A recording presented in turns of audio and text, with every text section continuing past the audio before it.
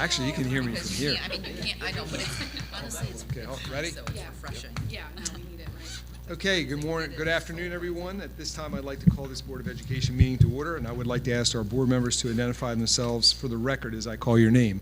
Todd Ferrante is here, William Buchanan. Here. Katie Addis. Here. William Gordy. Here. Elena McComas. Here. Donald Smack. Let the record show that Dr. Andes is absent. We do have a quorum. Can I have a motion to approve today's board meeting agenda and a second? Motion. All in favor? A motion by Mr. Smack, a second by Ms. McComas. All in favor? Aye. Any opposed? Okay.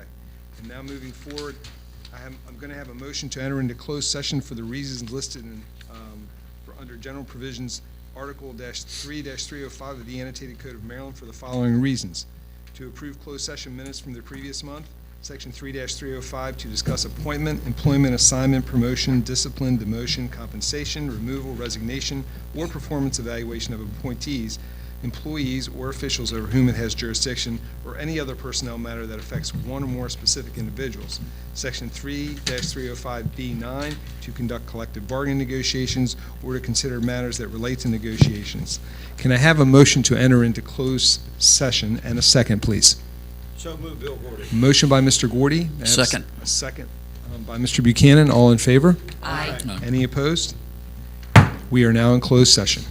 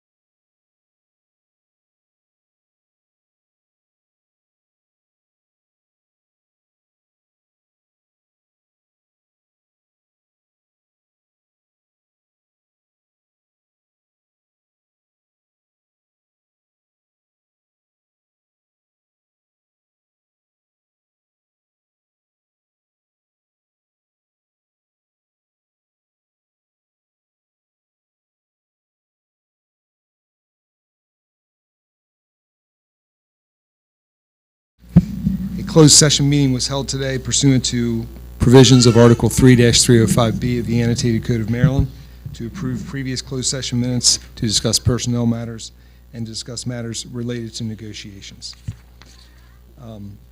As I would like to ask Mr. Vince Tolbert to lead us today in the invocation, and please remain standing for the Pledge of Allegiance. Please bow your heads in prayer. Dear Heavenly Father, I just want to thank you, Lord, for another wonderful, beautiful day. I want to thank you for everyone in this room who has come out tonight. Especially want to thank you, Lord, for the graduates that were recognized tonight and for all their hard work and their dedication that they put into getting their diploma. Thank you for their families, Lord, who were there to support them and help them through the process. We thank you for the school system, Lord, and for our wonderful staff and students. We ask you to be with them as they're on their summer break. Let them get some rest and relaxation and come back in the fall ready to learn and just ready to work hard. We ask you to be with this board, Lord, and continue to provide wisdom and guidance in every decision that they make, Lord. All this we ask in your precious name. Amen. Amen. Amen. I pledge allegiance to the flag of the United States of America and to the republic for which it stands, one nation, under God, indivisible, with liberty and justice for all.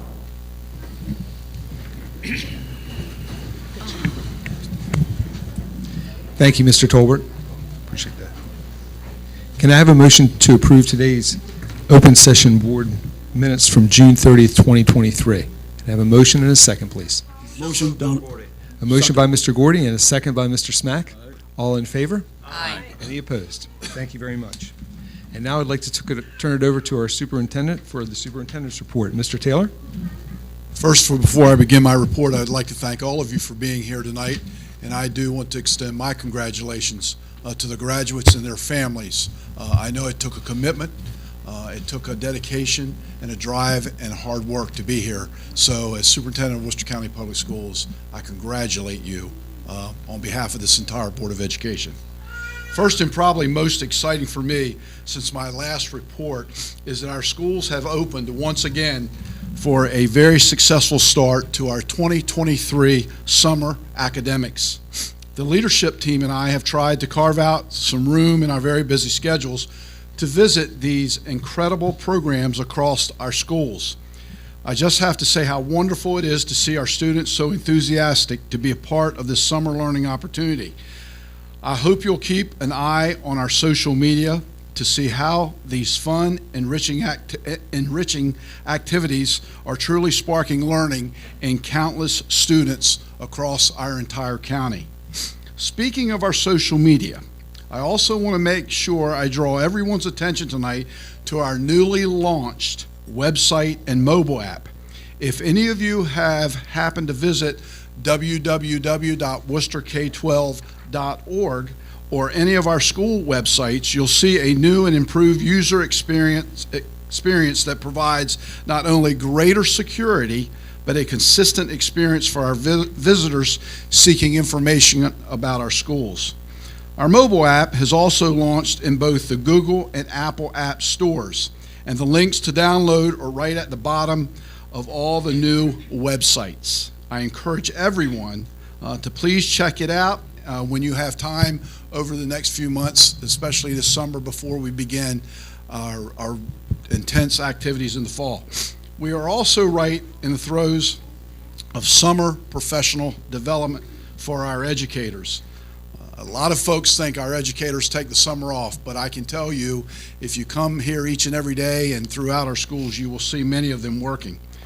Worcester County is proud to offer our teaching staff innovative, meaningful professional learning opportunities that translates into highly effective teaching in our classrooms. And I am very encouraged by the number of participants I see taking advantage of these outstanding learning opportunities.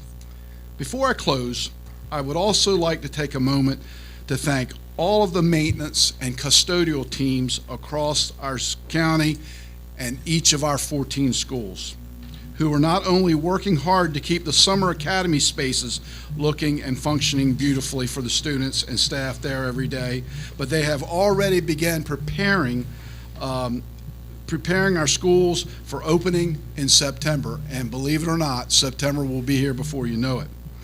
With paint touch-ups, repairs, safety, and other routine maintenance, we have the most dedicated employees caring for our facilities and grounds. And I just want to take this time to extend my personal thanks for the job they do each and every day to make our schools look the way they look. So again, thank you to our maintenance and custodians.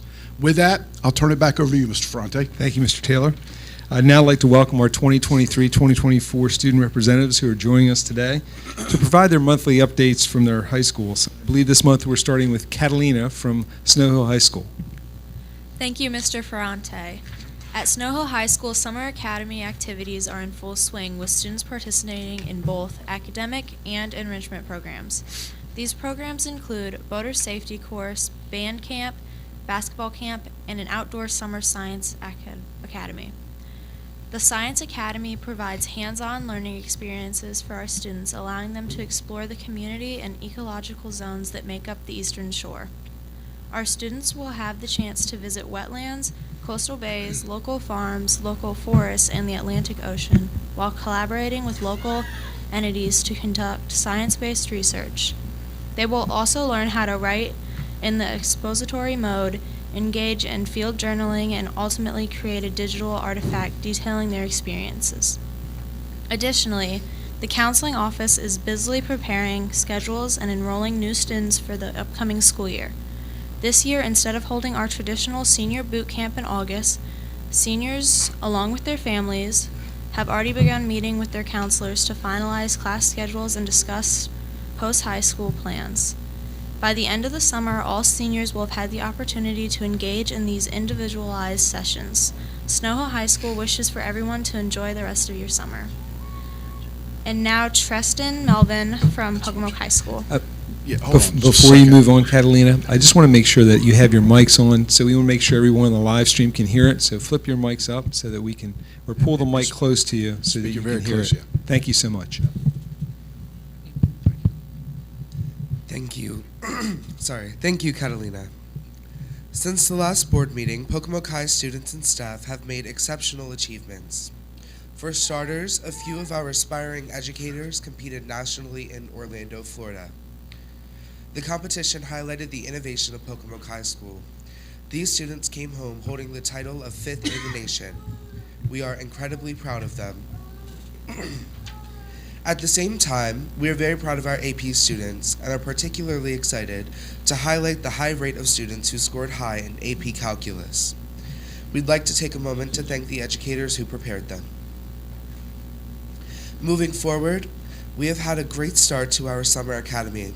Summer Academy has gone on or scheduled visits to the following college campuses: Salisbury University, UMES, Warwick, and Delaware Technical Community College. The future ahead is bright.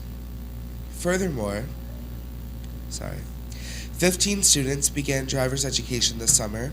Made Men, another one of our courses for aspiring educators, will be taking a dual enrollment education course at UMES for the complete on-campus experience. Women Who Rise and Freshman Academy have also had a strong start. We look forward to seeing all Pocomoke students shine. Pocomoke High School students and staff were recently highlighted by the Maryland State Education Association for ensuring safe spaces for all students. As a student representative, I have seen the difference these inclusive spaces have made for students of all skin tones, ethnicities, gender, sexual orientations, and cultural backgrounds. I personally have been positively impacted by these spaces, and I see the impact in my peers as well. When students feel seen, heard, valued, appreciated, and celebrated, they are more likely to engage in all aspects of the school, most importantly, their academics. We have some exciting upcoming events. These include Senior Warrior Day on August 22nd for the class of 2024 and their families as they prepare for one big year. We are looking forward to our Pocomoke Back to School block party on August 30th, where we will be kicking off the new school year with community partners, students, families, and staff at Cypress Park. And finally, we are excited to welcome our Rising Warriors during Freshman Warrior Day on August 31st. We, as Pocomoke Community Schools, would like to thank the Board of Education and executive team for their continued support for our students. In closing, I would like to encourage those in this room to lift student voices and work to ensure that all students have safe and inclusive spaces. Thank you. Now on to Delia Holland. Good evening. With summer here, there's salt in the air and sand in our hair, but there's still a lot going on at Stephen Decatur High School. First, our Summer Academy is bringing a lot of excitement to the school with featured programs including High School 101, Art and Photography, Spanish and Deaf Culture Experiences, SAT preparation, along with other academic programs. All participants are gaining valuable reading, writing, communication, math, and world skills while simultaneously having fun. Our High School 101 students are getting accumulated to the school and participating in proactive mental health and stress management activities. Overall, our participation is great and our feedback is even better. The theater department is also sponsoring its annual summer camp. Teachers in our Seahawk Thespians are busy teaching the basics of acting, improvising, and stunting. It's been fantastic to welcome the rising Seahawks into our building and see their confidence grow on stage. Speaking of confidence, two outstanding student leaders, Delia Holland and Patrick Haynes, the senior class president and vice president, attended the National Education Association Convention in Florida in early July. They not only learned valuable insight into the education profession and celebrated the art of teaching, but they also represented us as well. Meanwhile, many of our athletes are busy weight training and doing agilities throughout the summer months in preparation for a promising fall sports season. Looking back, we can't help but boast about the results of our advanced placement programs this past year. After administrating 300+ different exams in 13 different areas, we can proudly say that 11 out of 13 courses exceeded the state average, 9 areas achieved an 80% or better passing rate, and 2 courses achieved a 100% passing rate. Many of our students also earn advanced placement scholar status from College Board.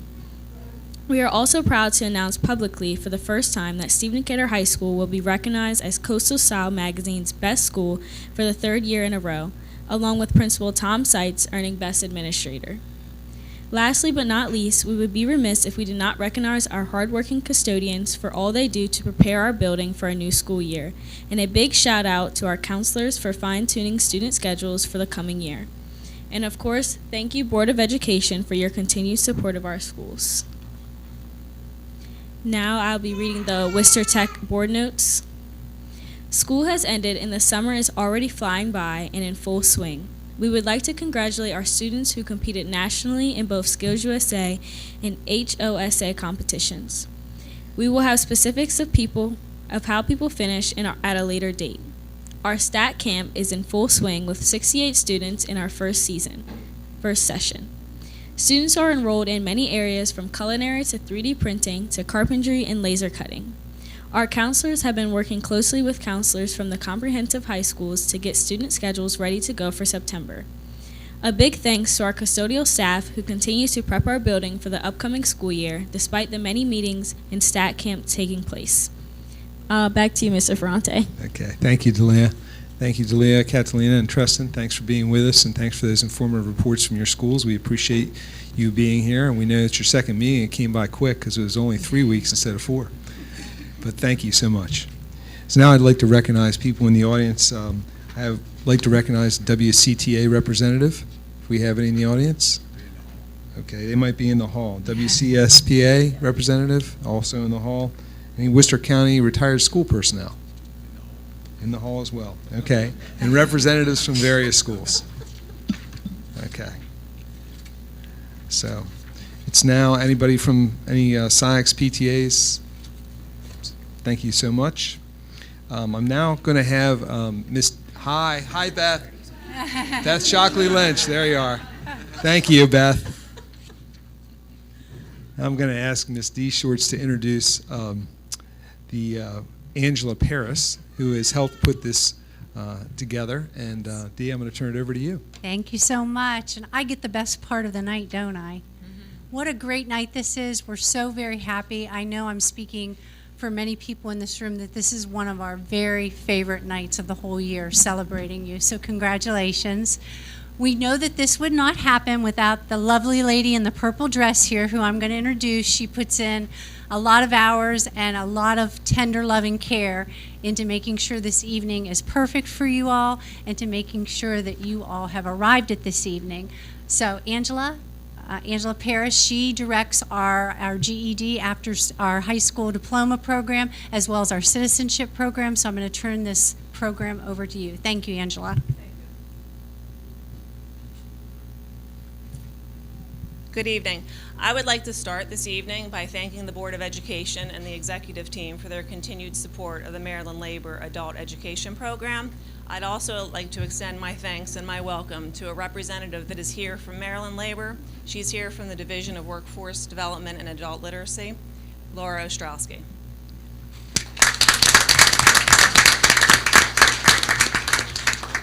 Our program in last fiscal year served a total of 167 adult learners from across the county. Most of you attended either a morning, afternoon, evening, or even sometimes a weekend session. Some of those classes were online, others are face-to-face. So I really want to thank all of you for all that you've done and to continue your education beyond this. And you all know that you're entitled to continued scholarship monies through the Berlin Optimist Club and also through the Maryland Promise Scholarship through the state. At this time, I would ask Mr. Ferrante and Mr. Taylor to please come to the front so we can recognize the graduates individually.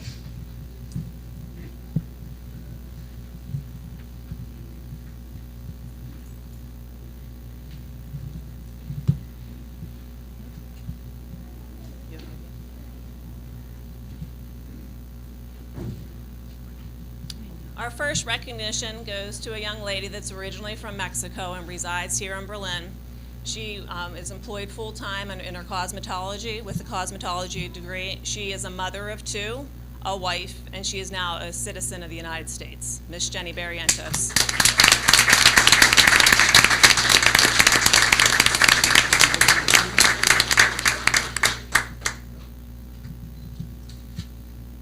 Any family that's here wants to stand up and take a picture, don't be shy.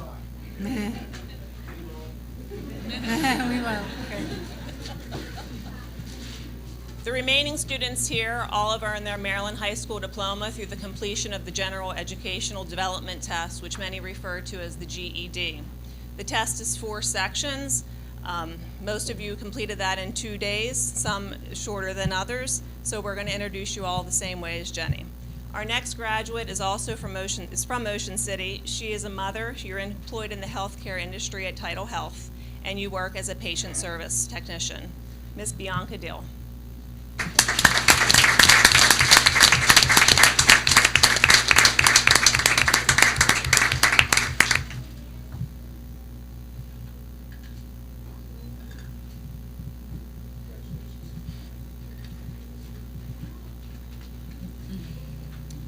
Our next recognition goes to a student from Berlin. He's also employed full-time in the food and beverage industry, and he will be attending Warwick Community College in the fall. Mr. Carante Dorsey.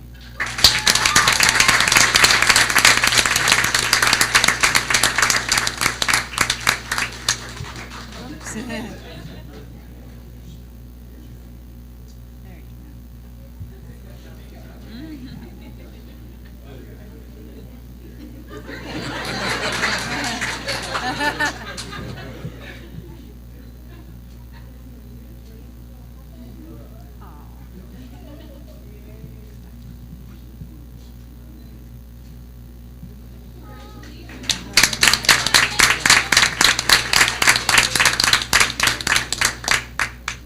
Our next recognition goes to a young lady from Berlin. She is also employed full-time in the hotel industry. You will be continuing your education at Warwick Community College in the fall in the hotel motel industry. She is also a mother of 3, Miss Kimberly Duffy.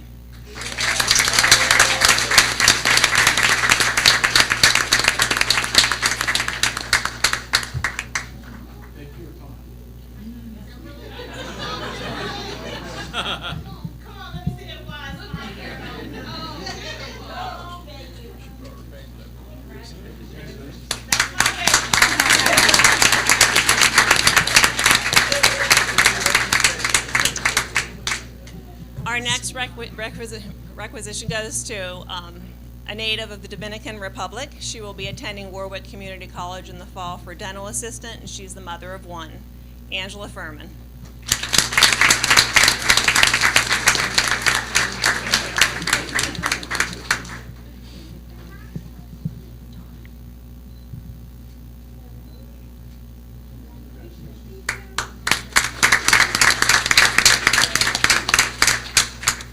Our next recognition goes to Angela's sister. She is the mother of three, also from the Dominican Republic.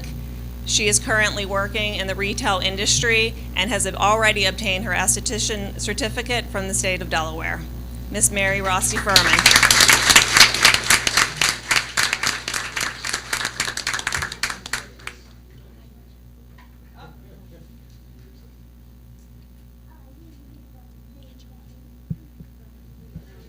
Angela, go ahead.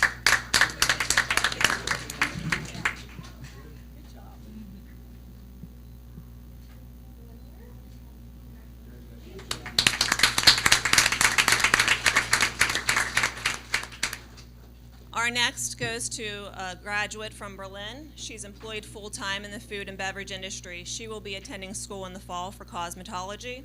Mackenzie Gable.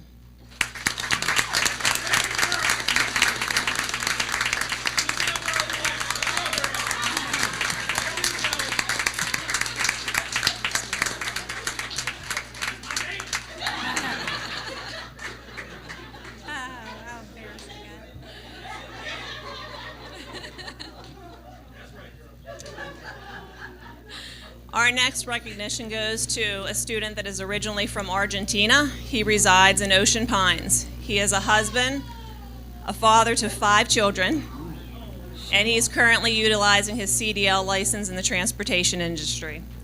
Mr. Alfredo Latardo.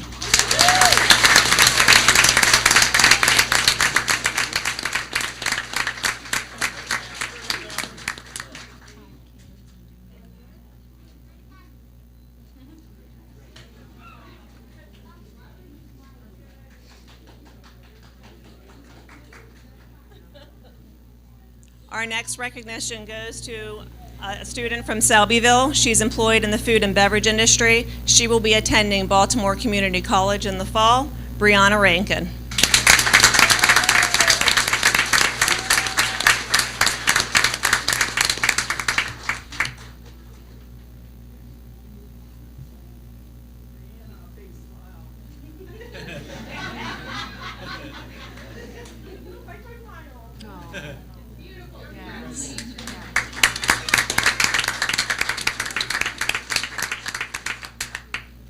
The next student is from Ocean City. She works in the child care industry.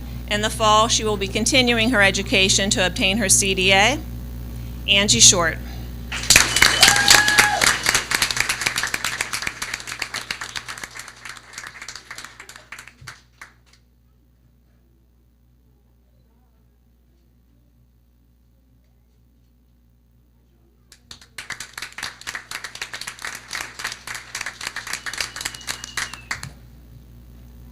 Our last recognition today goes to a student that is originally from Delaware. He now resides in Snow Hill. He's working full-time now in the food and beverage industry.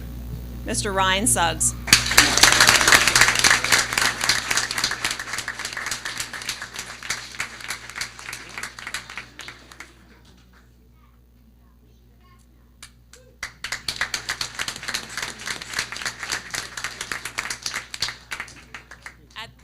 At this time, we would like all the graduates and Jenny to return to the front for a group photo.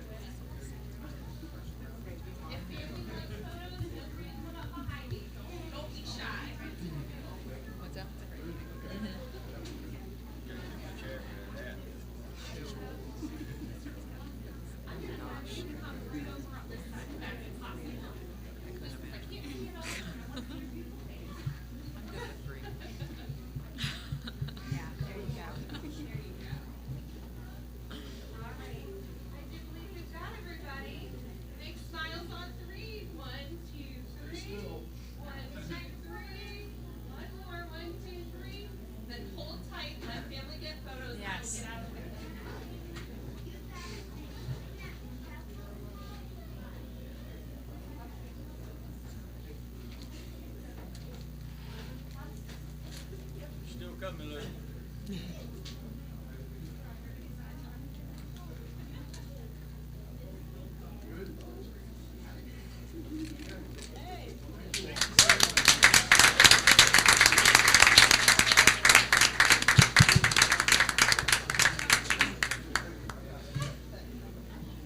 This now concludes the ceremony. We kindly ask that our guests that we're leaving to quietly exit through the rear, followed by our graduates and other students.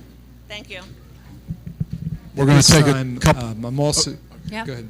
At this time, we're going to take a 2-minute recess so that we can have everybody who's leaving adjust, and then other people who want to come and sit down, okay? So we'll be taking a 2-minute recess, and we'll be back.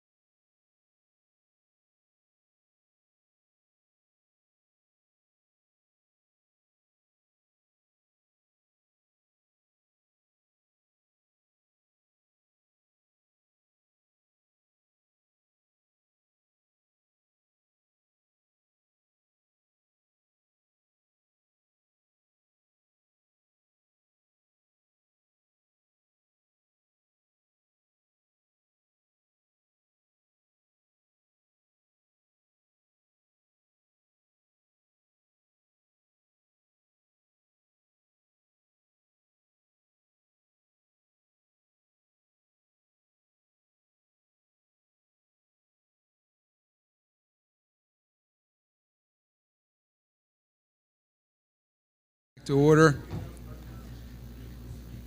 Now it's time for individual delegations and comments, and all individuals who sign up to address the Worcester County Board of Education may do so for 1 or 2 minutes regarding information, accommodations, or concerns which may need future board attention. Concerns that are specific to an individual will not be permitted, so I may remind my audience members that no person will be named by name, and it will not be discussed in open session. It should be directed to appropriate district personnel for investigation. When you're called to address the board, please state your name and address for the record.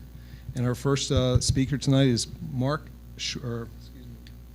Marie Schwartz. Is that correct? Welcome.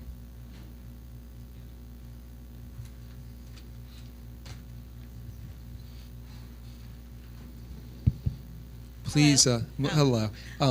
Before we start your 2 minutes, please make sure you speak into the mic so we can hear it through the live stream. Thank you very much. Yeah. Hello, my name is Marie Schwartz.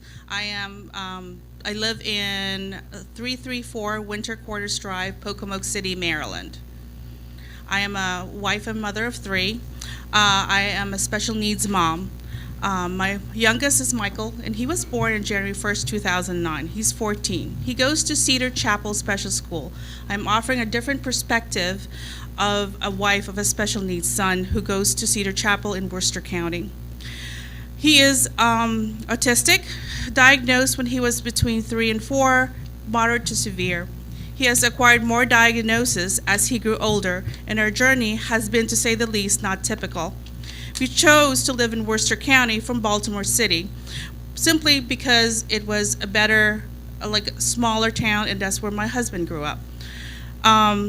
We chose Cedar Chapel, specifically Worcester County, because it is the only special needs school within a 150-mile radius, as far as I know, within Maryland and Virginia. What has Cedar Chapel done for my son that's been very positive to my family? In 2019, when the pandemic came, they gave us an iPad to use for distance learning. Teachers made videos assuring my son, who is new to the Eastern Shore, he will be back in school. To a child who has sensory issues, communication problems, difficulty with processing, this is really big. But he got it, that if wearing a mask will be getting him back to school, then he will wear it. He was back with a few select earlier than expected that taught him mask can get him back to school, and he went to his little yellow bus with Miss Candy back to school. His life was sort of a little bit normal then with a mask. The teachers and staff at Cedar Chapel put out videos, social stories, called in person to make sure our most vulnerable population, because he was not the only one, does not get left behind during this time. To this very day, they are getting Michael ready for high school, whether I am ready or not. Because unfortunately, me and my husband cannot live forever. The staff is giving us support, navigating the system for mental health, providers, social workers, because while my other 2 children will have a chance to live on their own, I do not think Michael will be able to. Please think about that. I do every single day. It keeps parents like me up all night. Think about a whole school with people like me that hope that children will someday at least be able to communicate their needs. Cedar Chapel does that with me and every single family that goes there. They advocate for us when we cannot advocate for ourselves. They point us on the right direction. They listen to us because our kids will never grow out to be autistic or special needs, and they will become adults with autism and special needs. Thank you. Thank you. Thank you.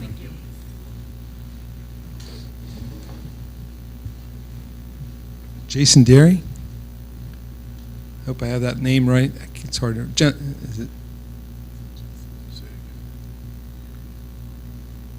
Is it Jason Derry?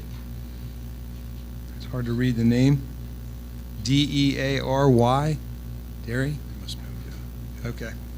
Amy Glenn?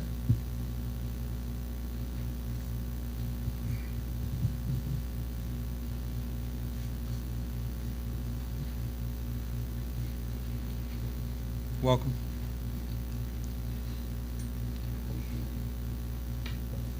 Hello, my name is Amy Glenn. I live at 702 Homewood Drive in Pocomoke City, Maryland.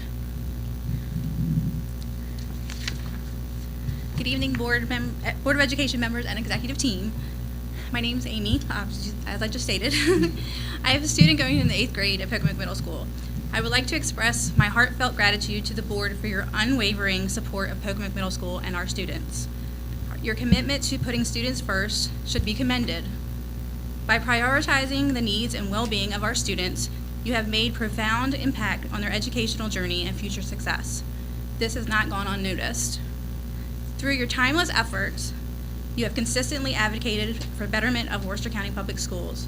Your role in shaping policies, allocating resources, and making improvement directions has had a profound impact on the quality of our education provided to our students. Your support has enabled teachers to provide quality education, equip students with the necessary tools for success, and fostered a positive learning environment for where every child feels valued and supported. Your commitment to our students' success is evident in the initiatives you have implemented, from fostering inclusive classrooms to promoting innovative teaching methods. You have paved the way for the students to thrive academically, socially, and emotionally. Collaboration among the board, administrators, educators, parents, and the community is instrumental in creating positive change and improving the educational experience. You recognize the value of collective efforts and working towards a shared goal.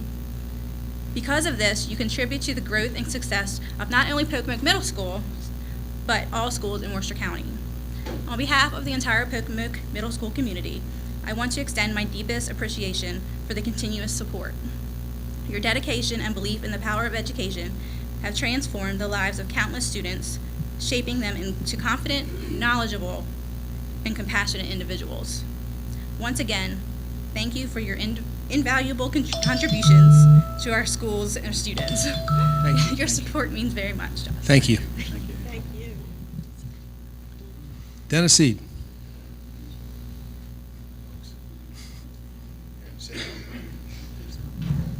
More comfortable standing. Greetings, Dennis Eid, 9409 Croppers Island Road in Newark, Maryland. And thank you for giving me the opportunity to speak. I want to make it clear that I'm here of my own volition, that I'm here with just as a resident of Worcester County and proud resident of Worcester County and father of 2 little girls to go to the Worcester County Public Schools, and we're very proud of that as well. I'm also have a much better half that is a teacher at the Worcester County Public School System as well, and we're very proud of that as well. My daughters have enjoyed Worcester County Public Schools tremendously. We've had wonderful experiences with the staff, with each and every teacher that we've had. I've seen my daughters grow tremendously in school and in the after-school and before-school programs. I've watched my not-so-confident oldest daughter become so confident and in the Girls on the Run program and run her first 5K and actually win it in her age group. And I couldn't keep up with her, but I tried like heck. But she won her first 5K, and it was a tremendous experience. She also got her boater's license in an after-school program, which was pretty cool too, because Daddy doesn't have that either. But so we're very proud of that. I have a younger daughter who's learned how to sing and sings at every opportunity she has and enjoys going to venues and performing for Buckingham Elementary School. And she takes great pride in being able to clean up the school in one of the other programs that she does too, and pick up litter. I'm not here to criticize anything you folks are doing. I know what it's like to lead in tough times, and I'm not here to criticize. You have to make tough decisions, and sometimes those decisions aren't popular. I get it. But I look forward to the leadership that sits before me, people that I admire and that I've watched lead over many years and take great pride in knowing. And I look forward to the leadership as we move forward to continue to provide those opportunities to our kids to continue to be proud. I know that when I have an opportunity to boast about Worcester County, I do so. I do so for fire and police and these schools as well, and I look forward to doing so as we move forward. Thanks, Dennis. Thanks, guys. Dennis. Thank you. Nathan Brandt?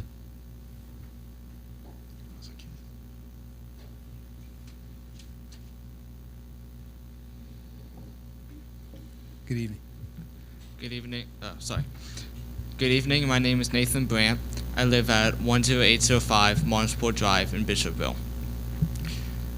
and I just wanted to talk today about my experience at Worcester County Public Schools. From pre-K to 6th grade, I went to a Christian private school in Salisbury, Maryland. We moved to Worcester County in 2021, and I was given the option to go to Stephen Decatur Middle School. So I decided to go to Stephen Decatur Middle School to start my 7th grade year. As soon as I went there, the teachers were very kind. I didn't know where to go. The schedule was very confusing for me, but the teachers guided me and told me where to go. I was very excited for the opportunities that I had at Stephen Decatur Middle School. I got my boating's license, and I participated in Builders Club and SGA. And this year, I participated in SGA again, and I was elected the SGA president. Congratulations. So I just wanted to come up to say that my experience was very, very good. And now, starting my freshman year in Stephen Decatur High School this year, I'm very excited to be a part of this great county. And I'm just very excited to see how not only how I improve, but how my fellow classmates improve as well. Thank you. Thank you, Nathan. Thank you.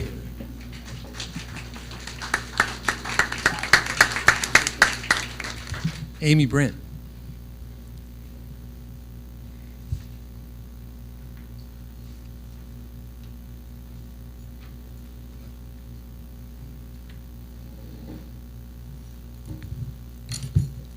So I'm not sure if I should say I'm Amy Brandt or Nathan's mom.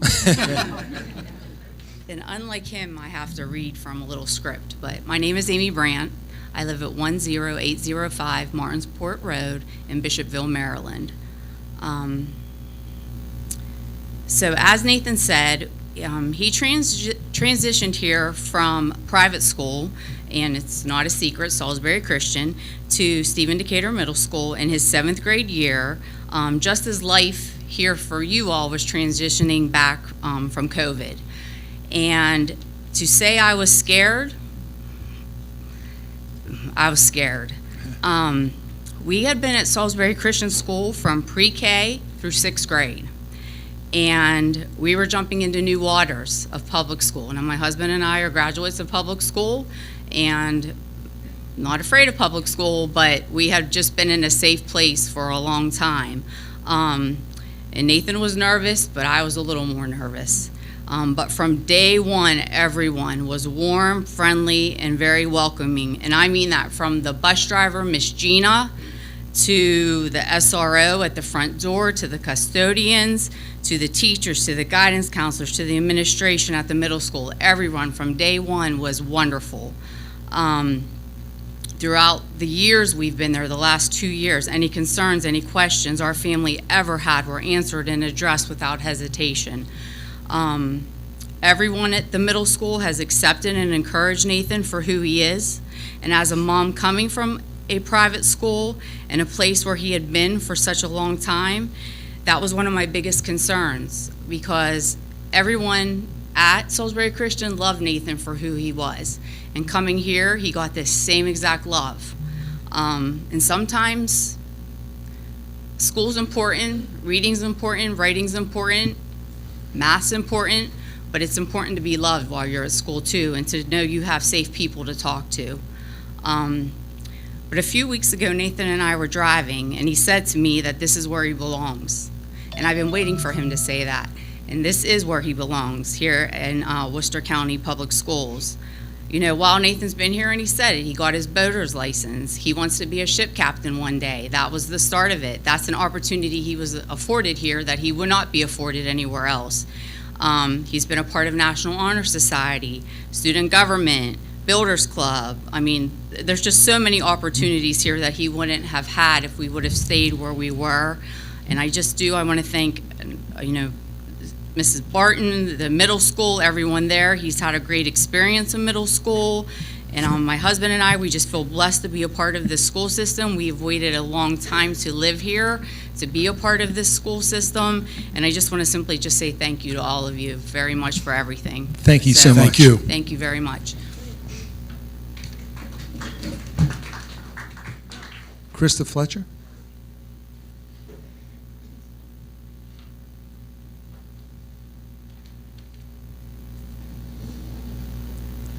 Good evening. Good evening. Krista Fletcher, 102 Rolling Meadow Street, Snow Hill, Maryland. I'm choosing to make my statement on the opportunities for students outside of the traditional classroom setting. My name is Krista Fletcher, and I'm a resident of Snow Hill. My 12-year-old daughter, Taylor, attends Snow Hill Middle School and will be entering the 8th grade this upcoming fall school year. Taylor is a bright, energetic, well-rounded honor roll student who is well on her way to becoming an exceptional young adult and citizen. I would like to think this is all due to the way she has been nurtured and raised in our home, but that would not be the complete truth. Since enrolling in Worcester County Public Schools in 2016, Taylor has taken part in every after-school opportunity available to Snow Hill students. From kindergarten through 4th grade, she attended the Haven House program, where she not only received academic remediation, but also participated in activities which focused on character development, life skills, and values. During this period, she also participated in various after-school academies, which focused on her budding interests to include dance, sign language, and Girl Scouts. Moreover, upon matriculation to Snow Hill Middle School, she has continued participating in after-school academies that focus on her interests and skills to include basketball, soccer, art, kindness club, student government, SAD, and even band. Over the years, we have participated as a family in numerous after-school activities and workshops that have incorporated positive engagement between families and school staff and encouraged parents to be accountable for their child's education and safety.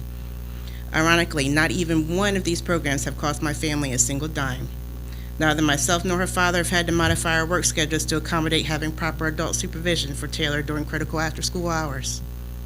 We have instead relied on Worcester County Public Schools programming to support us in raising our child to be the best individual she can be. These programs promote academic, personal, social, recreational, and cultural development at an age where children are the most vulnerable. It is my opinion that every child in Worcester County should have the same opportunities that Taylor has had, as they are an investment to the future of Worcester County, and the benefits far outweigh any costs. Thank you for taking the time to listen to me today. Thank you. Nathan Gejim. My name is Nathan Deesum. I live at 10445 Georgetown Road in Berlin, Maryland. I have two daughters who have attended 3 different Worcester County schools. Our experience at all of them have been spectacular. I've loved every principal that they've been under. I've loved every teacher that they've participated with.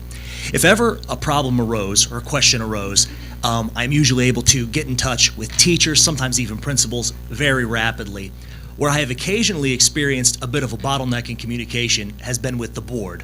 Part of that may be that a county is much larger than a school, but I think another element of it is that I can only attend board meetings that take place in the evening. And I think many other families who work 9 to 5 also have that experience.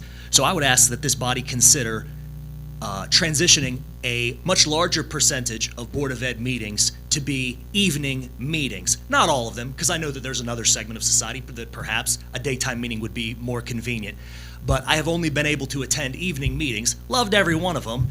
They are always informative, sometimes pretty boisterous, which can be fun as well. But I would like to be able to participate in more of them. I think it would have multiple benefits. One, if ever any question or frustration arises, rather than allowing fear or confusion fester until an evening meeting comes up, it could be addressed as swiftly as it arises within my or another parent's mind, and then that communication can take place. I also think that if there were any, and I don't think this is the case, but if there is any apathy that exists amongst parents, that when a change happens, they would no longer be able to say, well, they have all of those meetings in the morning and I can never attend. Well, if more took place in the evening, then that excuse would evaporate. So all that to say, I absolutely love Worcester County, and if time and the Lord allows, I'd like to see my girls, and we have a baby son now, have all of their time in Worcester County public schools. But I think it would be a major benefit if many more board meetings like this one could take place in the evening. So, thank you. Thank you. Megan Muller.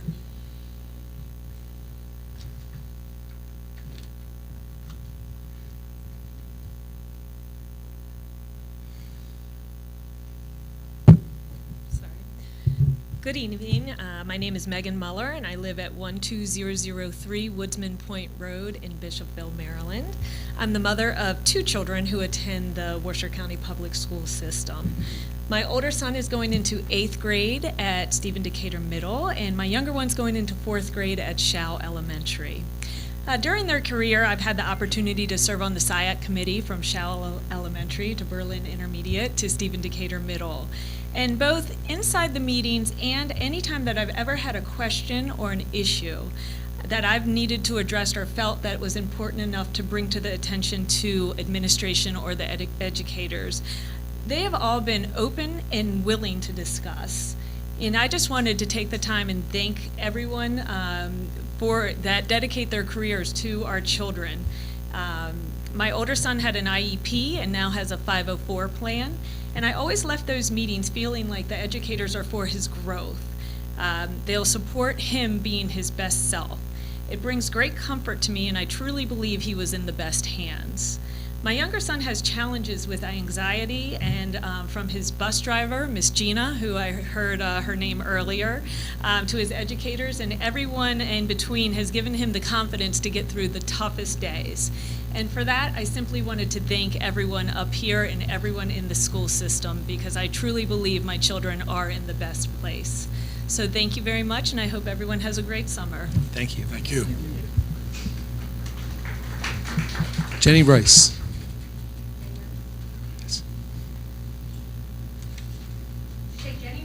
I did. I just said Jenny Rice.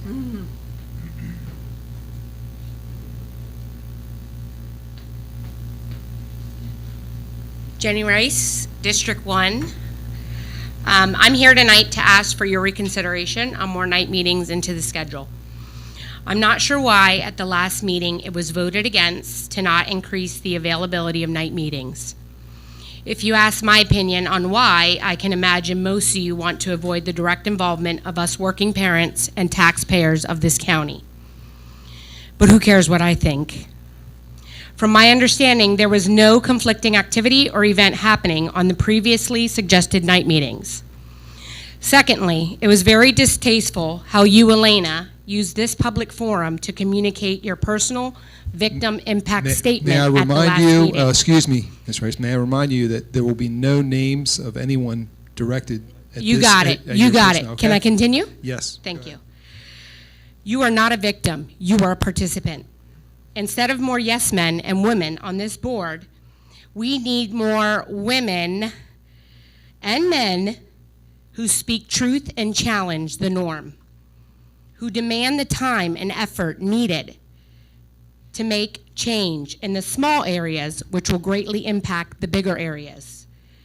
Why is it too much to ask for all of you to take time to do what is best for the Board of Education and those it affects? Instead of you fearing change or tarnishing your educational career, as you stated to Dr. Purvis down in Snow Hill, maybe you should step down from your position.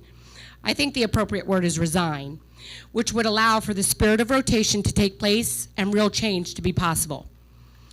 Lastly, to the chair of this board, for you to agree to cut things such as the after-school programs, tutoring programs, outdoor graduation ceremonies, instead of looking into cuts in the above-average salaries most of those sitting beside you receive, is outrageous and disappointing.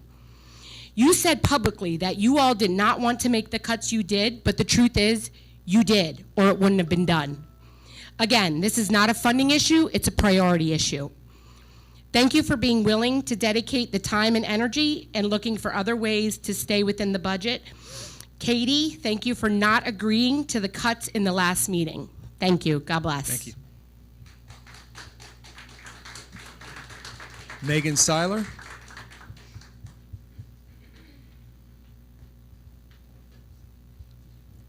My name is Megan Seiler. I live in Berlin at 7 Franklin Square, and I also teach at Stephen Decatur High School. I'm going to be selfish for about 2 minutes, something teachers often are not allowed to do. I've been a Worcester County resident all of my life, and I'm proud to teach at the school I graduated from. However, the feeling of pride has dimmed as I enter my 11th year of teaching. I hold a master's degree and over 30 additional graduate level credits. If not granted a step and COLA next year, my paychecks will be smaller than the previous year due to the approximately 9.5 insurance premium increase. If only a step is granted, I'm slated to make $65,850. If I was teaching in Wacomico County next year, I would make $76,507. That's a difference of over $10,000. If I was a veteran teacher in Wacomico County, I also would have received $2,500 in retention bonuses from the infamous SR state grant awarded for COVID recovery. If Worcester County had followed suit and given their teachers retention bonuses, then county commissioners would not be able to hold this grant over our heads. In addition to not knowing my salary for next year, After School Academy has been cut at my school. There goes my extra money to pay for soccer and dance classes for my kindergarten. The fiscal year 24 budget wasn't funded by the county commissioners. What is going to happen with our fiscal year 27 request? That budget request will include the $60,000 starting salary state mandate for all first-year teachers, and I assume adjustments to the pay scale to compensate veteran teachers accordingly. The blueprint for Maryland's future includes a state mandate to pay first-year teachers $60,000 beginning fall 2026. There is not a mandate in blueprint to compensate veteran teachers at the same rate increase, which if you take the 22-23 salary scale, the increase would be about 20%. I started my speech stating my comments would be selfish, but the need to financially provide for my family is not selfish. I chose to become a teacher, a profession that shapes all professions, and should allow me to pay my bills without supplemental employment. The lack of stability of my financial future as a teacher in Worcester County, a county I love, is exhausting. Next year will be a deciding year for me. Thank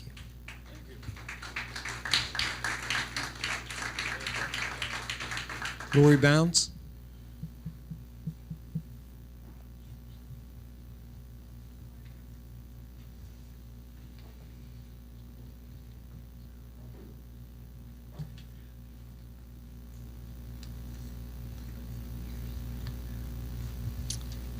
Good evening.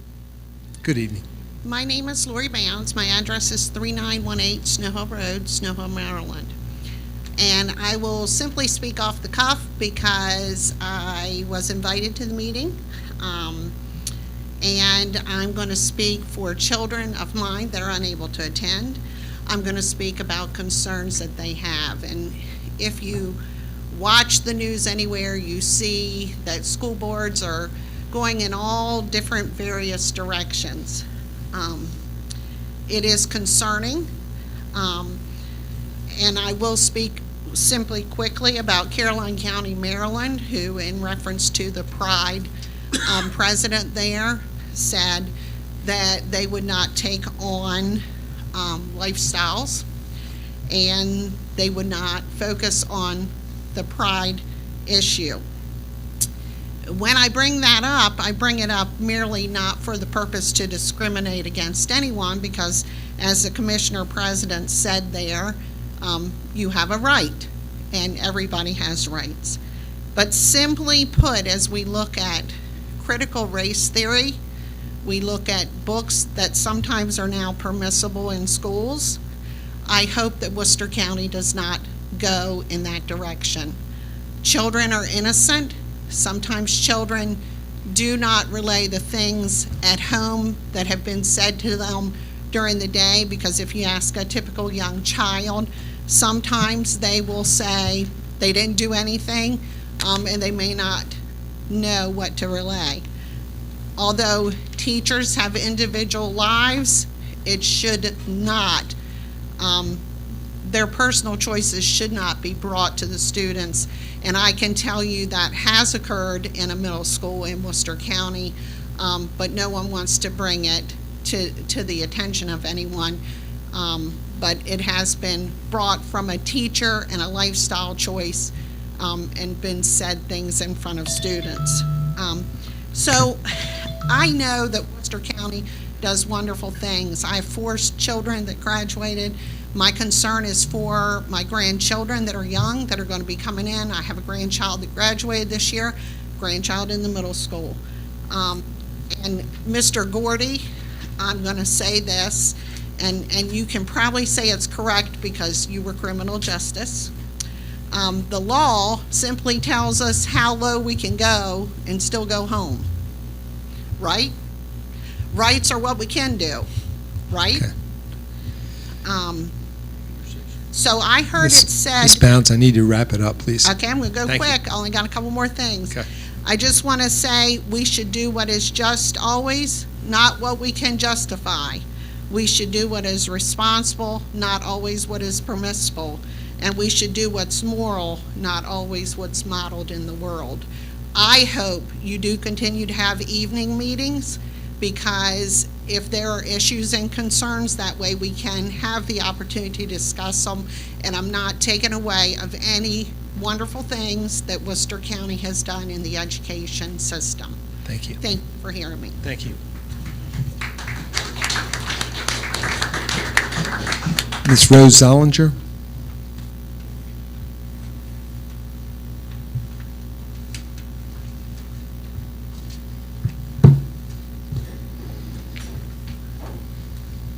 Hello. Hello. Good evening. Thanks for having me. I'm Rose Zollinger. I reside at 202 Ann Drive in Berlin. My 3 children attend Buckingham Elementary, Berlin Intermediate, and Stephen Decatur High Schools, respectively, and I am proudly beginning my 15th year as a school counselor at Snow Hill High School. When the same entity that educates your children is also your employer, it's a struggle to speak up sometimes. However, there comes a time when a parent must put professional concerns as well as a healthy fear of public speaking aside and be an advocate for one's children, and that time has come for me today. I remember vividly when I was hired at Snow Hill so many years ago, a former colleague said to me, "You have no idea how lucky you are. You just got hired at the best school in the best county in the state of Maryland." And it was indeed a special place to be. At the time, across the state, Worcester County teachers were admired, respected, and paid accordingly. Everyone wanted to work with work in Worcester County, and I did feel like I won the professional lottery. When my children became school-aged, I was just as thrilled that they would be educated by the same high-quality system. Special shout out to Buckingham Elementary. Next year is my children's last year there after 12 consecutive years. We love the Buck. According to a study out of Pennsylvania, and I quote, "Research shows that individuals who graduate and have access to quality education throughout primary and secondary school are more likely to find gainful employment, have stable families, and be active and productive citizens. They are also less likely to commit serious crimes, less likely to place high demands on the public health care system, and less likely to be enrolled in welfare assistance programs. Investing in public education is thus far more cost-effective than paying for the social and economic consequences of underfunded, low-quality schools," end quote. A quality public school education positively impacts every aspect of its society, and a quality education does not come cheap. As such, I implore this board to fully fund the already agreed-upon salaries for my children's highly qualified educators, to prioritize paying hardworking bus drivers accordingly, to prioritize paying invaluable support staff a living wage. And while I have this platform, I implore our county commissioners, with the exception of Commissioner Matresic and Purnell, to reflect on the horribly nearsighted decision they made to only fund maintenance of effort, aka the minimum, for a school system that has always produced the maximum, and to recommit themselves to the betterment of our county that begins with our children and their education. Thank you. Thank you.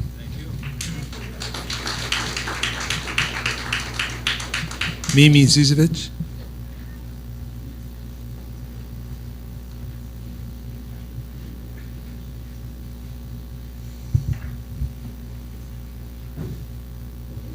Good evening. My name is Mimi Cisnovic, and I live at 401 West Federal Street in Snow Hill. This fall, I'll begin my 41st year of teaching. When I began, most of my students came from 2 parents' homes. Their parents came to every parent conference we had. The only activity outside the school day for those students was sports. The classes I taught are the same ones I teach today. The curriculum is the same, but the methods of teaching have changed for the better, but not so much for students. Today, I teach a second generation of students.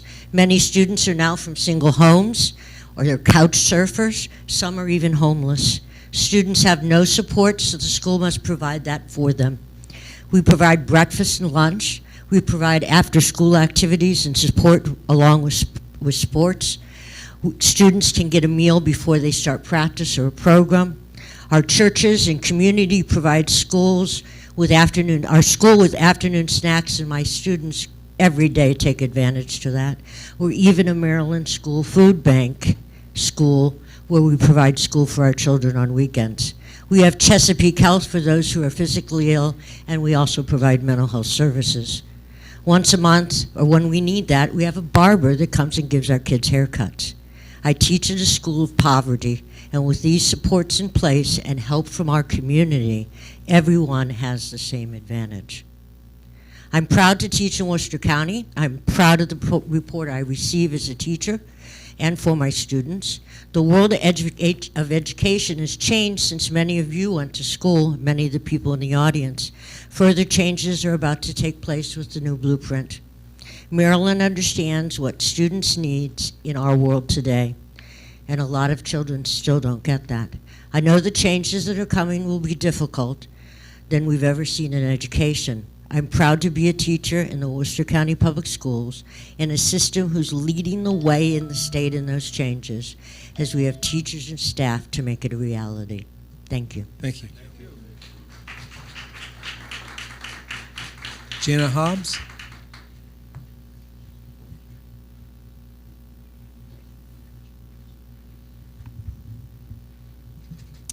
My name is Jana Hobbs. I live at 7837 Downs Road in Newark, Maryland. This is my first time at a Worcester County public meeting. I am speaking as a taxpayer and a citizen of Worcester County. I've only been a citizen of this county, a member of this county, for 2 years. However, I have 30 years of education experience as an instructional assistant, as a substitute, and as a teacher in 2 different states. I don't understand any of this. I don't. It's so complicated. Your job is so complicated. However, the county is giving you over half of their budget, and you're blocking them on what they want to know. They don't want to know how many pencils you have. They don't want to know how many paper clips you have. They could care less. They want to know where you can budget your money accordingly, because honestly, teachers do deserve the money. Students do deserve the after-school programs. Your job is hard. Their job is hard too. It'd be nice if we decided to work together, because we're all adults. Honestly, we're all adults. We need to stop acting like children who have lost their favorite toy, and we need to be adults. Speaking of that, can we please have night meetings? I would love to come. I will second that, and that is all that I have to say. Thank you. Brian Robertson.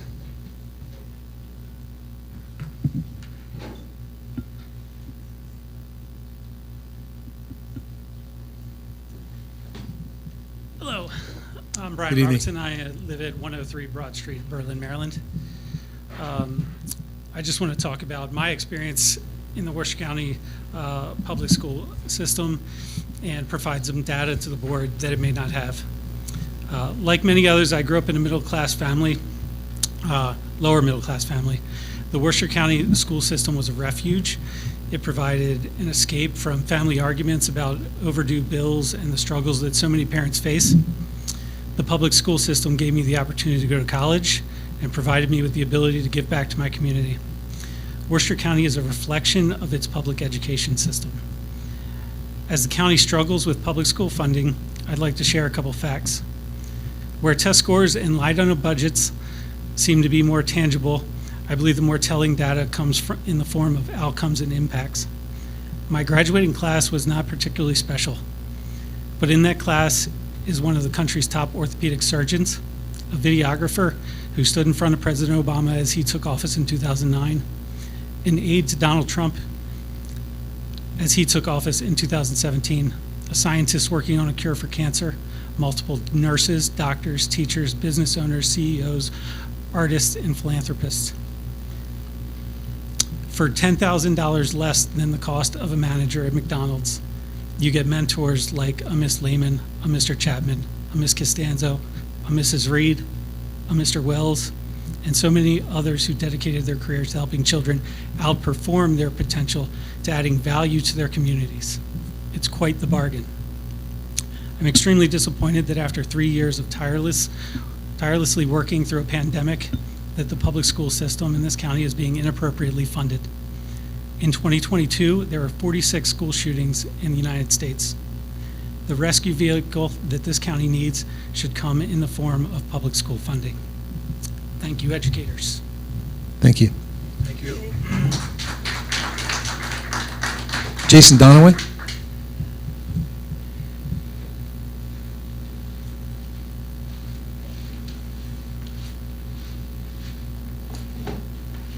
Good afternoon.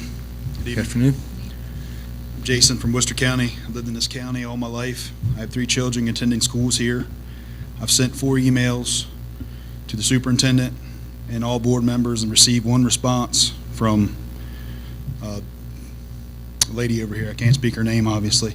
Been attending the board and commissioners meetings, and it's aggravating seeing the cut of funding in special ed, summer school, field trips, and school academies, tutoring programs, which are all things that support families and students in need of help. But then you're only cutting back only 25% on admin, travel, and supplies. That speak volumes. Instead of sending the 2,000-page budget when it was requested, you waited 3 days prior to the final budget meeting, and looking at your unnecessary spending, it's obvious enough why you were asked for the line item budget. Then when denied, you want to rally all your school admin, teachers, and staff to take your side like it's not your fault when funding was denied. It's definitely not the commissioner's fault. It's frustrating seeing that every elected board member is taking the side of the superintendent when it's obvious the tax-paying community isn't on his side. I hope our community votes accordingly in the next election.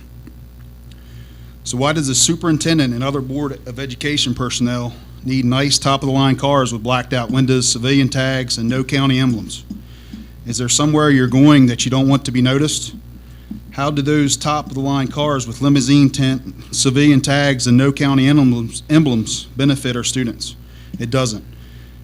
It is all about taking advantage of power with no regard for our students and staff of Worcester County. If education assistants can afford driving their cars to work on $24,000 salaries, I know you can.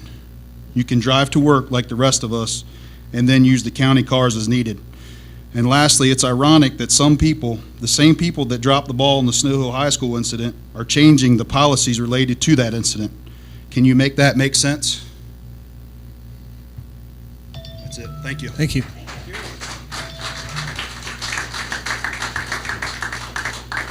Kate McCloskey? Good evening, Board. I want to also thank you for this rare evening meeting. I know I represent a lot of people who, and we've heard of them tonight, that they're just so excited they have an opportunity to share. Parents can come that work during the day, and I'm just grateful, and I would also love to recommend that you rethink the next year's meetings and see if you can do maybe at least a third, if not maybe even half the meetings at night. Would be wonderful. I've really enjoyed hearing from parents that could only come at an evening meeting tonight. Would love to hear that throughout the year. I'm also here just to suggest, encourage that we don't forget to continue the effort of removing all politics from schools. And the particular issue, I'll keep it very short and sweet tonight, that I wanted to mention is does Worcester County have a flag policy? And I know that's a silly question. It is to me, but it's nowhere on the website, and would love to know. And I can reach out to my representative via email too, but would love to know if there is a flag policy, because there's kids now asking, well, wait a minute, where are all the straight flags? And there's Christian teachers that feel they could never put something that would really bring them hope and encouragement in their classrooms. And so it becomes very political, whether we meant it that way or not. And so I would hope that we'd have a flag policy where we get back to truly back to no politics in school by showing just the U.S. flag, the Maryland flag, and I know in some of our schools we have ROTC, so the military flag, and that's it. Let's just keep it sweet and simple. I just want to encourage, because there are about 90% of our kids that are marginalized when there isn't a straight flag somewhere. So why do we even go into all of that? We should just take politics out of school. Thank you. Thank you. Richard Addis.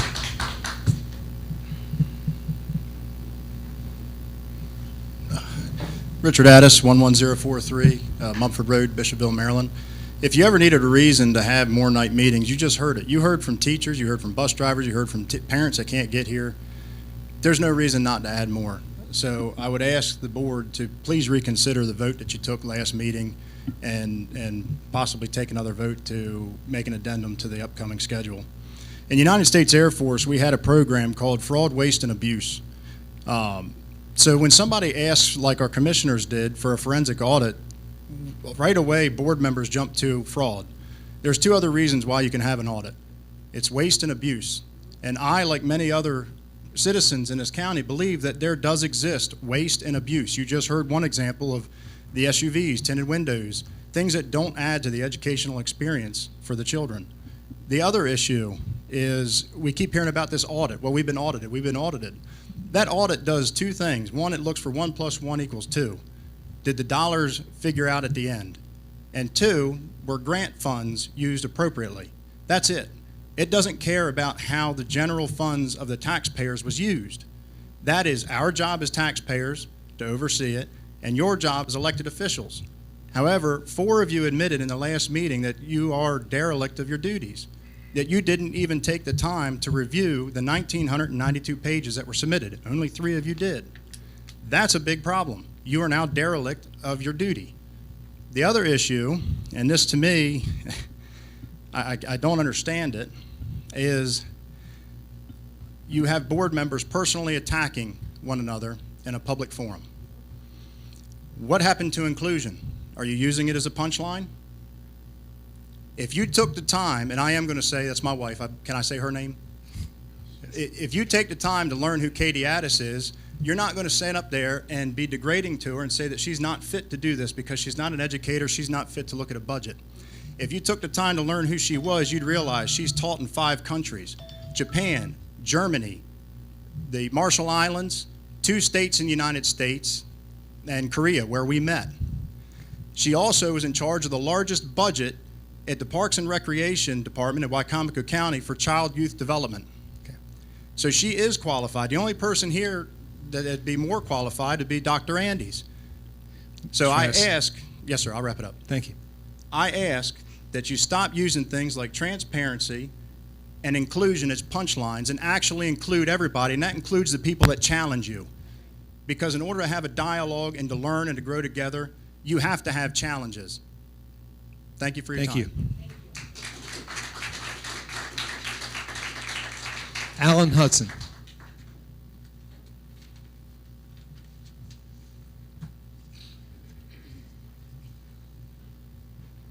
Good evening. Good evening. How we doing, guys? Good. My name's Alan Hudson. You all know me. I'm Berlin, Maryland. I want to say I appreciate everything everybody has done at this board, and it's been a tough time. Everybody's had to tighten their belts. Everybody had to do what they could do to make this budget work. We've come together. We all didn't get what we wanted. Nobody did on either side, but we came together to an agreement. I'm appreciative of that. The Bus Contractor Association is appreciative of that. Also, off the subject, coming in here, I noticed all the faces and the quotes on the wall. Mr. Goddard says save the fort. We were talking about that out there. And he said his grandmother told him that the reason he put that there because you save your fort because the best is yet to come. And I feel we can all work together and do that here. But thank you guys, appreciate it. Thank you so much. Okay. Thank everybody for their comments tonight. We appreciate it. Now we're going to move on to curriculum and instruction. I'm going to turn it over to Ms. Shorts. Thank you, Mr. Ferrante. All I have tonight is a very brief, there's no updates on the blueprint. So we are due to hear back from the AIB about our blueprint plan, which we turned in with revisions about a month ago. So we should hear about that soon, and I promise to keep you updated at our next board meeting if we get any word. Thank you very much, and that concludes curriculum and instruction. And back to you, Mr. Ferrante. Very quick. Thank you, Ms. Schwartz. Appreciate it. And now for administrative operations, I'm going to turn it over to our CFO, Mr. Tolbert. Yeah, thank you, Mr. Ferrante. The first item is our personnel exhibit for this month, and I'll read them out. First, resignations, John D. Amico, teacher math, Pocomoke Middle School. Guadalupe Esperanzo Francesca, educational assistant, one-on-one at Berlin Intermediate School. Timothy Height, educational assistants, one-on-one at Snow Hill Middle School. Kristen Jackson, library media specialist, Snow Hill High School. That's the resignations. For new hires, Laura Allen, math instructional coach at Snow Hill Middle School. Bethany Benson, educational assistant, early childhood, grant funded, Snow Hill Elementary School. Reed Bertrand, head custodian, Stephen Decatur Middle School. Carrie Brenneman, teacher, Snow Hill Elementary School. Susanna Serrato, I apologize if I mess up anybody's name, teacher, special education, Buckingham Elementary School. Kelly Flora, teacher, science, Pocomoke Middle School. Thelma Gaup Godinez is educational assistant, one-on-one at Shaw Elementary School. Kevin Hartman, custodial 2, Stephen Decatur High School. Grace Heimer, educational assistant, Buckingham Elementary School. Megan Letzinger, teacher, elementary, Snow Elementary School. Leah McGee, educational assistant, one-on-one at Snow Elementary School. Olivia McGee, educational assistant, one-on-one at Shaw Elementary School. Amber Lee Ertel, teacher, first grade at Buckingham Elementary School. Caitlin Pages, teacher, special education at Snow Middle School. Savannah Nilo Simpson, teacher, special education, grant funded at Snow Elementary School. Ryan Suggs, custodial 2 at Snow Elementary School. Alexis Turrier, educational assistant, one-on-one at Shaw Elementary School. Meredith Woodall, educational assistant, early childhood, grant funded, Pocomoke Elementary School. Moving on to promotions, Kylie Baker, teacher, early childhood, grant funded at Snow Hill Elementary School. Sarah Blackburn, coordinator of instruction at math, central office. Kara Carr, school counselor at Snow Hill Middle School. Chanel Richardson, educational assistant, lab manager at Pocomoke Middle School. And Caleb Wilson, district coach of technology innovation at central office. Those are personnel requisitions for your approval today, Mr. Fronte. Okay. And the superintendent recommends those for approval? Yes, he does. Okay. Can we have a motion and a second to approve today's personnel exhibit as presented? So moved, Bill Gordy. Motion by Mr. Gordy. Second, Bill Buchanan. Second by Mr. Buchanan. All in favor? Aye. Any opposed? Thank you very much. Thank you, Mr. Tolbert. Moving forward. Yes, Mr. Fronte, next item is reappointment of our board attorney. As the board is aware, Ms. Heather Stansbury is our current board attorney. She's with the local law firm of Ayers, Jenkins, Gordy, and Amman. She's a tremendous resource for the board. She does a phenomenal job. Each year at the July meeting, the Board of Education appoints the board attorney for the next fiscal year.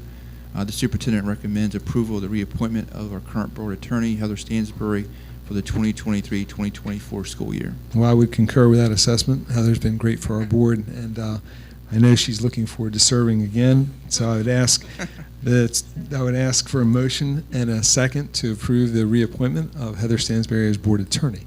So moved, Bill Gordy. Motion by Mr. Gordy, a second by Ms. McComas. All in favor? Aye. Any opposed? Heather, you're back on the board. Thank you. I do appreciate it. It's quite an honor. Thank you. So now we have an extension for negotiated agreements, which we are currently doing with the WCTA, the ESPA, and our bus drivers. So I need a motion for an extension to approve the 2022-2023 negotiated agreements. Motion, Donald Smack. Motion by Mr. Smack, Second, Bill Buchanan. second by Mr. Buchanan. All in favor? Aye. Okay. And Mr. Ferrante, you and Mr. Taylor and Beth Shockley Lynch and Aubrey need to sign those agreements Okay. tonight. I have them if you want to sign them at the table, or you want to do it later. It's up to you. We can do it now. We can do it now once you guys come Okay, up. we'll go ahead and do it now.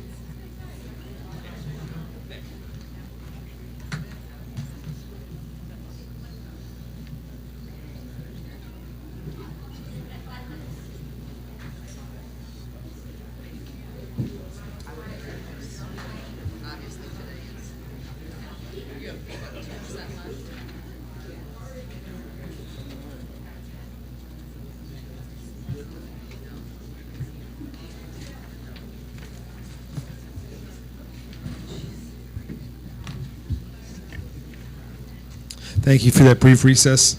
So we'll move forward with our School Improvement Advisory Committees. I'm going to turn that over to Ms. Shorts. Yes, thank you, Mr. Ferrante. Board of Ed members, in front of you, you should see a list that we bring to you each June. Our principals submit a list of School Improvement Advisory Committee members for your review. So I'm just wondering if you have any questions about the lists or anything that I could answer about School Improvement Advisory Committees for the 23-24 school year. It's not an action item, board members, so you can take that, and also if you don't have, you want to take it and look over it and give us a call back as well if you have an issue with any name that they've submitted. Thank you so much. Thank you. Now I'll turn it back over to you for the safety update. Yes, and I am actually doing the update for Dr. Wallace this evening. So the safety brief is the coordinator of safety, Sean Goddard, recently returned from a national school safety conference where he attended numerous lectures and courses, including the mental health and school safety, bullying with Snapchat, and how to make schools safer from within. Mr. Goddard looks forward to sharing and implementing some of these things that he learned from the conference throughout the district.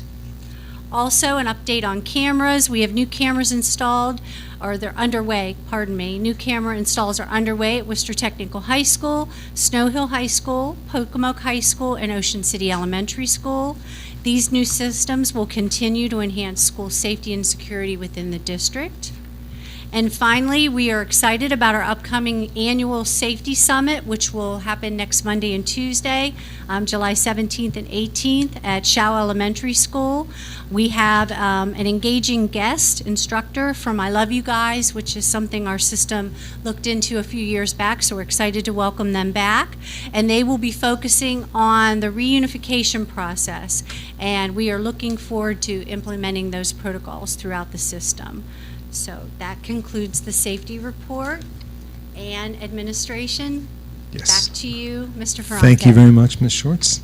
And now for physical operations, I'm going to turn it over to our CFO, Mr. Tolbert. Yeah, thank you, Mr. Ferrante. First up, we have our facilities planner, Mr. Joe Price, with Stephen Decatur Middle School Addition Requisition Number 20.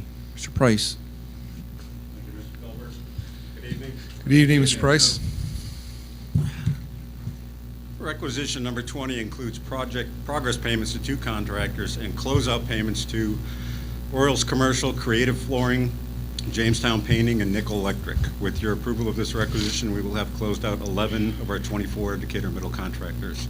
Wonderful. And the superintendent recommends approval of requisition 20. Can I have a motion and a second to approve Stephen Decatur Middle School requisition number 20 as presented? So moved, Bill Gordy. Motion by Mr. Gordy. Second by Ms. McComas. All in favor? Aye. Any opposed? Thank you, Mr. Price. Thank you. Thank you, Mr. Price. Our next item, Mr. Ferrante, is Community Eligibility Provision Certification. The Community Eligibility Provision Program allows schools to serve meals at no cost. For the upcoming school year, approval to be included in this program. Tonight we have Mr. Otis program and answer any questions that the board might have. Mr. Collins. Mr. Collins, welcome.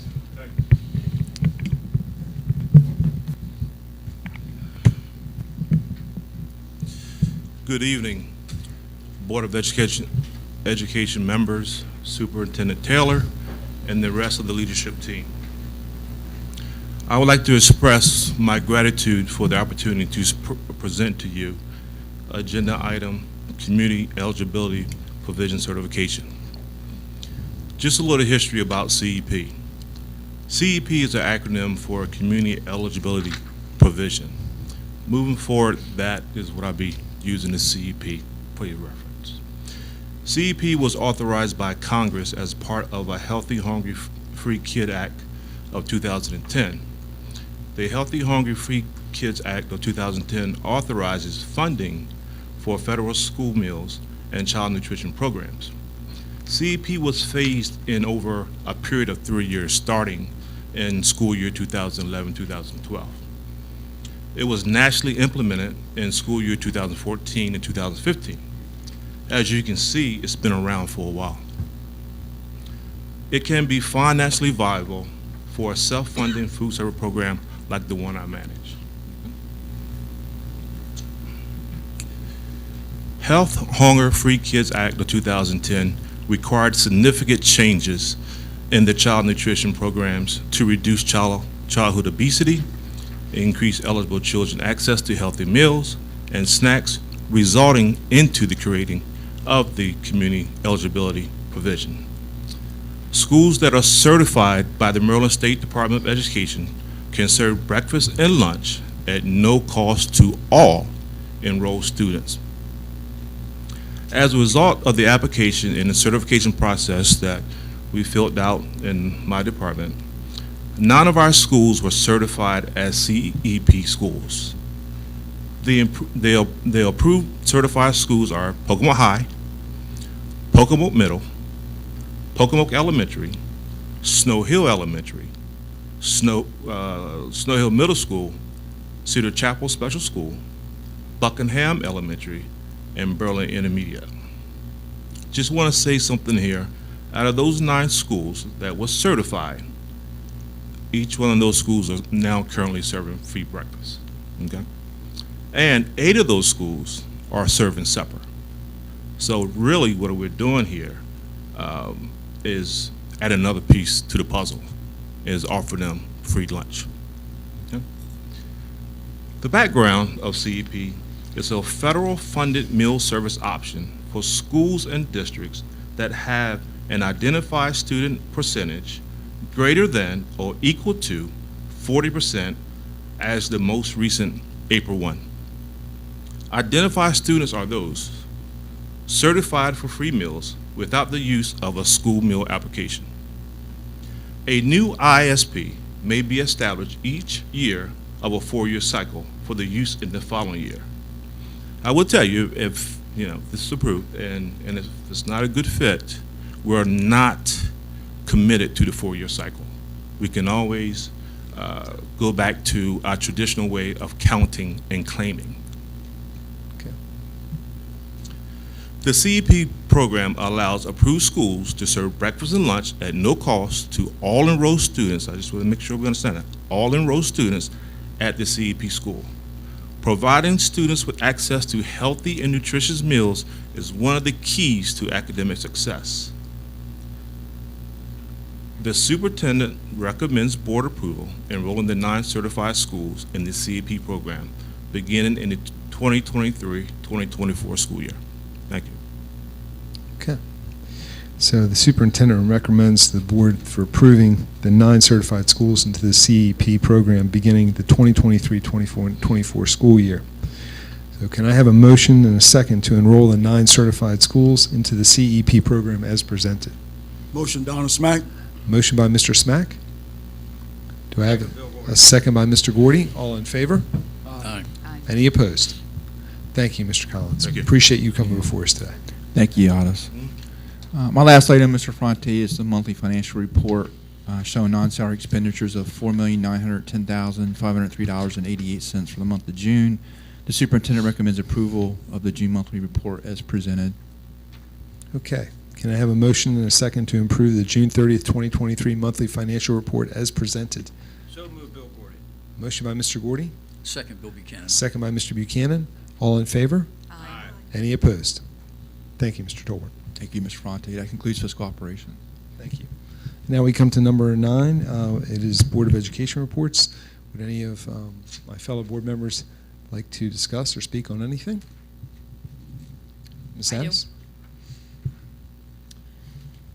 So I find it interesting that the very board member who indicated I had too much to say during board comments and called my comments manifestos decided to have his own manifesto last meeting.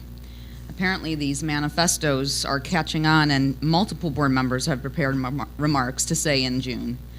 So in light of the popularity of my monologue, not manifestos, I will be continuing this form of commentary not because I'm trying to put on a show, as was stated last month, but because this is my way to address my fellow board members and constituents.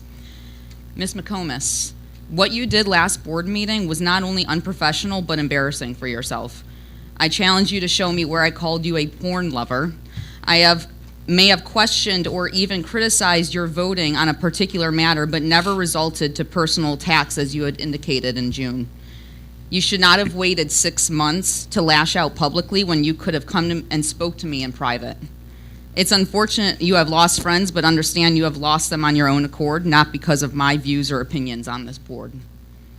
Last month I heard from board members that we all need to work together. I couldn't agree more, but in order to work together, we need to work objectively for the people who voted us in and those who work tirelessly on the front lines of education.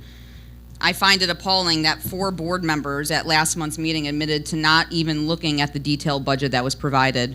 That's half of our job. Half of our job is curriculum, instruction, and policy, ensuring students have a prosperous learning environment. The other half is safeguarding taxpayer money and ensuring it is being spent properly. And 4 out of 7 of all of us failed to even look at the expenditures given. As we reflect on the process of the fiscal year 23-24 budget, I believe we will owe an explanation to our constituents, teachers, contractors, and support staff, what we have learned and how we plan to move forward so we don't have a repeat experience next year. Personally, I will be working on getting many questions answered to better educate myself, as well as sharing publicly with the community to engage more community members. I also believe many questions have been circulating that should be answered to help the public better understand the inner workings of our budget. There needs to be a better explanation as to why we have just passed the largest budget in the county and yet so little makes it to the classroom. A constituent said at last month's meeting during public comment, when student needs are not met, they cannot learn. Moving forward, we need to analyze the budget and make cuts that do not affect the learning experience of our students and the compensation requirements of our employees, contractors, and support staff. We instead need to focus on cuts to the bloated bureaucracy of the central office and non-essential programs. I truly hope during this next year we are able to work together, ask meaningful questions, make objective decisions, and work for the people who have voted us into these positions, because leadership starts at the top. Now, I also want to make it very clear that last month I heard a lot of times in public comment that you want us to reconsider having a couple more night meetings. I want to make it very clear that last month I had tried to change that motion that was made for the proposed night meetings and add 3 more, and I could not get a second. So that is very disheartening to me. And I'm going to make a motion tonight, since I've heard it from many of you that you would like more night meetings, to add 3 more night meetings to our schedule for next year, which would be, let me find it.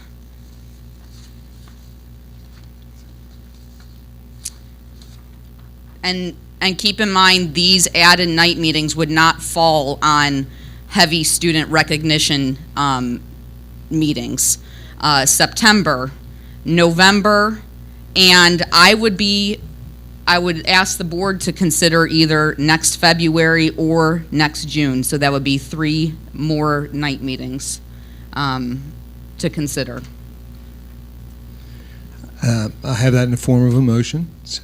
Do I have a second? I have no second. The motion dies. Okay. I have another motion I would like to make. Last meeting, it was tabled to have the information that was given to us on June 9th, the expenditures and all the breakouts, to be put onto our website for the public to see. It was tabled because our website was being redone, and they wanted to wait till this meeting. So I am formally asking for that motion as well this evening to have the information that was given to the board members on June 9th to be added to the website for the public to be able to view. Okay. I have a motion by Mrs. Addis to add the public information that was given to the board members to the website. Do I have a second? All right. No second. The motion dies. Transparency, everyone. And finally, we have been given now monthly expenditures. We were voted on last month that the board members receive a breakout of expenditures for the previous month. I would also like to make a motion that those monthly expenditures be posted to our website for the public to see. I think we did. I think we discussed that, and we did agree to that. That was just for us to receive, not for that to be put on the So website. I have a motion by Ms. Yes. It's on board docs and it's already made public. Perfect. Thank you. Okay. That's all so I need to we know. don't need to carry forward that motion. It's already there. Okay. Is there anything else? That is all. I would just like to thank everyone who was able to come tonight. Unfortunately, with the board members that we have, they don't want to have night meetings, so I'm not understanding really why that is at this point. But thank you all for coming. I appreciate Okay, it. Mr. Gordy. Thank you, Ms. Addis. Yeah, I just, Talking to Mike, Bill, please. excuse me, Mike. Katie, I just would like to, before we approve 3 more night meetings, I would like to have some discussion as to where and how we can best fit them in. We do have some fairly firm ideas about why we can't have a lot of night meetings. So rather than approve 3 at this one time, I would like for us to take some time to consider where we can best fit them in. I'm not saying more night meetings are a bad idea. I just didn't want to take on three more at this time, okay? So what would be the option? 2 night meetings more? Well, sure, why not? Why, I mean, why Well, not give the board a chance to discuss it? Well, I would think we would have an opportunity to discuss that, and then we can do it at a future board meeting, the next board meeting. Okay. All right? So we will discuss that at the next Yes. board meeting? Okay, thank you. Mr. Gordy. Thank you.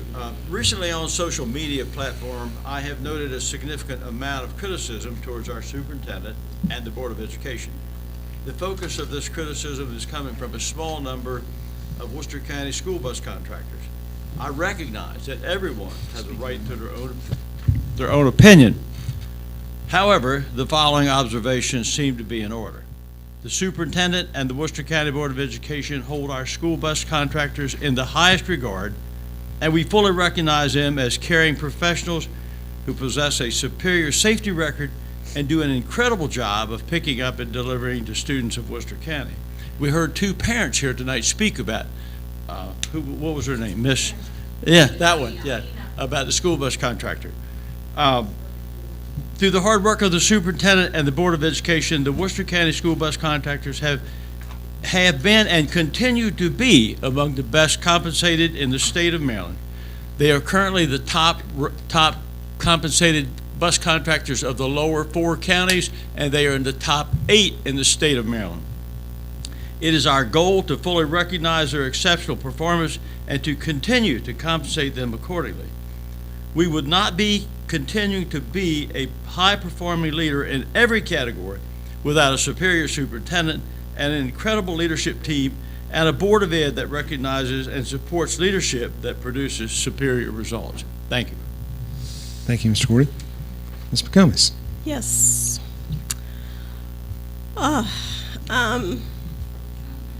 Before sharing last month, as you noted, I'd been quiet for a very long time and finally needed to say something.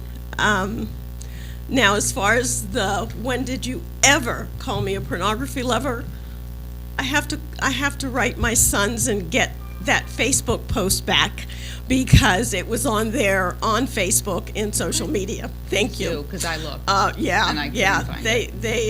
They still have it. That's good. And I'm sorry feelings were hurt. I am. But having been personally smeared and watching trusted personnel here being attacked in order to make your arguments is still, for me, personally not acceptable behavior. Again, and I promised you this last time, I will never lob smears or insinuations at you on social media, ever.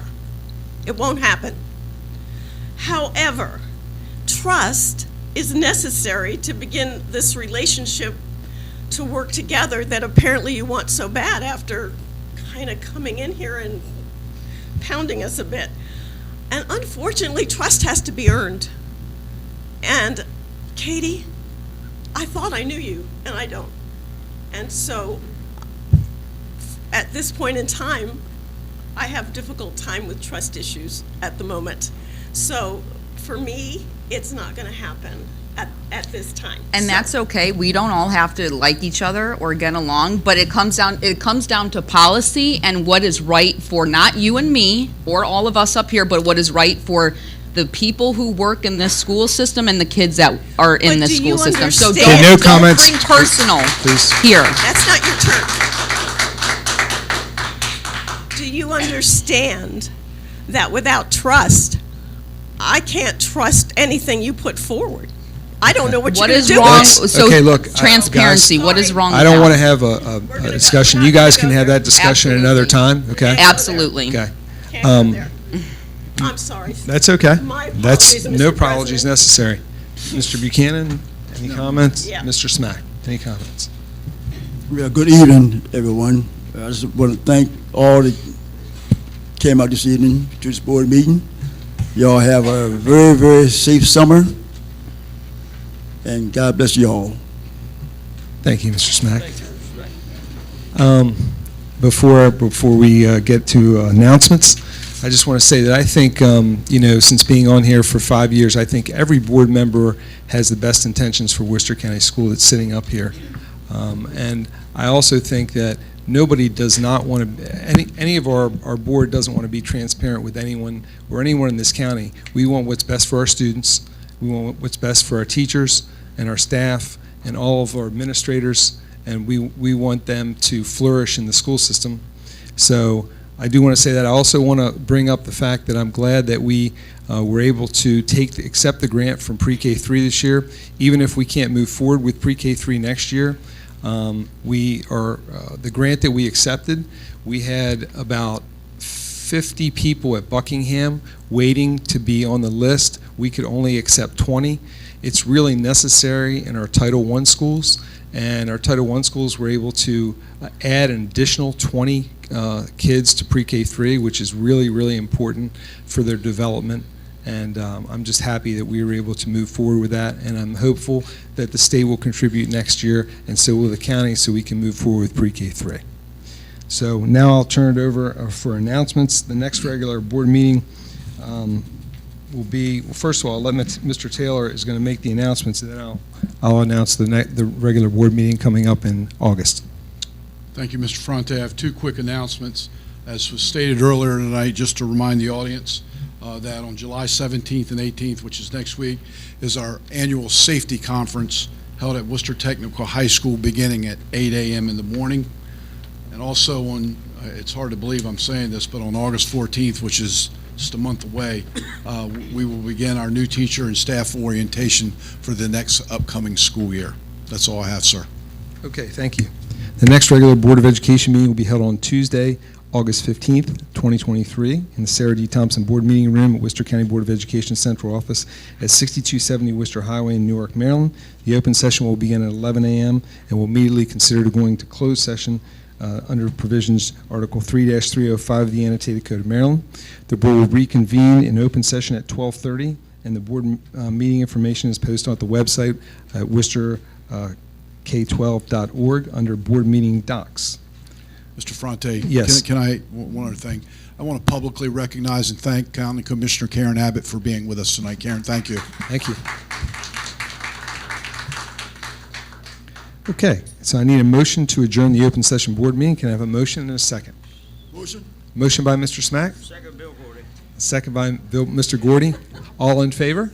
Aye. Any opposed? Thank you so much. Thanks everyone for coming tonight, and thank you for your comments.